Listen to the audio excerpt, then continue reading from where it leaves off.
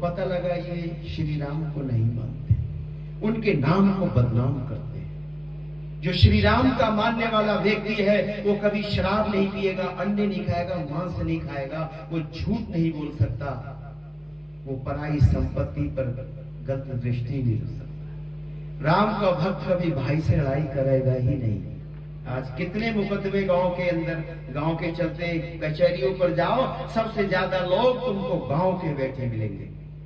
क्यों आए? बोले मुकदमा किससे के भाई से, किस बारे? बंटवारे के पीछे। भाई ये राम के मानने वाले हैं, रावण के मानने वाले हैं। अगर राम के मानने वाले होते तो भाई से भाई मुकदमा लड़ाएगा? कभी नहीं। एक चक्रवर्ती राज को श्री राम ने, भरत ने गेंद बना करके खेला और दुनिया के आंगन में कोई कहीं ऐसा प्रमाण नहीं मिलता है, कहीं पर ऐसी उपमा नहीं मिलती जो उत्तर प्रदेश में अवध में अयोध्या में मिलती है कि जहां 14 वर्षों तक खड़ाउओं ने राज किया हो। खड़ाउओं ने राज किया 14 वर्ष तक, और भरत के लिए कैकेयी ने राज मांगा पर राज का सुख नहीं होगा।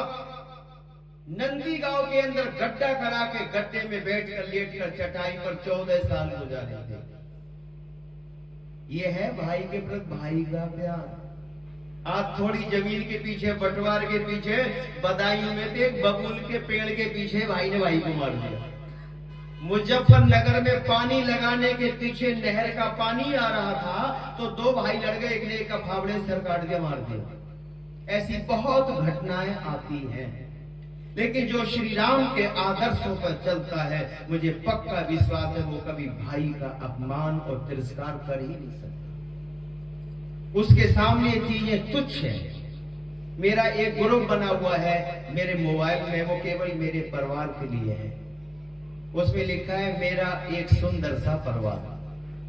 3 बच्चे सरकारी जॉब में, एक कैप्टन है, एक कमांडो है आर्मी में और एक पुलिस के अंदर है। बाकी सब अलग अलग ठेकेदारी करते हैं, बिजनेस करते हैं, तो अपने अपने मन की बातें लिखते रहते हैं। आज मेरे 2 भाइयों ने अपने साथ 2 फोटो डाला और मैंने उसमें लिखा मेरी सबसे बड़ी दौलत मेरे भाई है,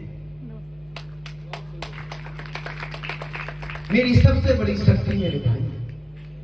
मेरा एक भाई खत्म हो गया, मैं आज भी उसकी याद में कभी कभी रोता हूं। उसकी याद आती है, वो बहुत बेचैन करता है कभी कभी।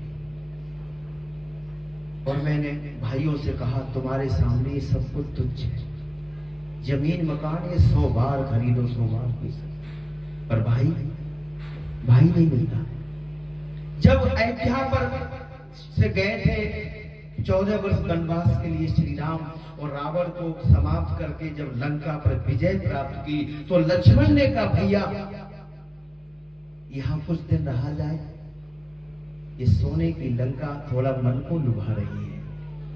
तो श्री राम ने कहा पता है भरत कहकर गए हैं अगर 14 वर्ष पूरे होने के बाद अगर आप वापस अयोध्या नहीं आए तो मैं इस शरीर को अग्नि के हवाले कर दूंगा, जिंदा नहीं होगा, 2-3 दिन प्रतीक्षा करूंगा बस, उसके बाद भारत समाप्त, कोई बचा नहीं सकता भारत को। मेरी तमन्ना है कि मैं 14 वर्षों के बाद तुम्हें उस सिंहासन पर बैठा हुआ देखना चाहता हूं। मेरे भैया राम ज्येष्ठ और श्रेष्ठ है, वो बैठे हुए आपको सिंहासन पर देखना चाहता हूं, तब तक मैं जिंदा रहूंगा। अगर विलंब किया खेल खत्म।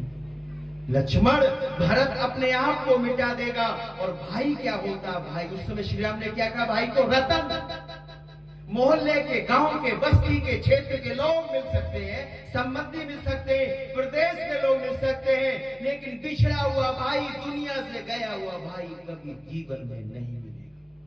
कितना भी ढूंढना, मैं अपने भाई को बहुत जगह ढूंढता हूं, अभी भी ढूंढता हूं, स्टेशनों पर, रोडवेज पे, मेलाओं में, पर वो कहीं नहीं मिला और कभी भी मिलेगा भी नहीं।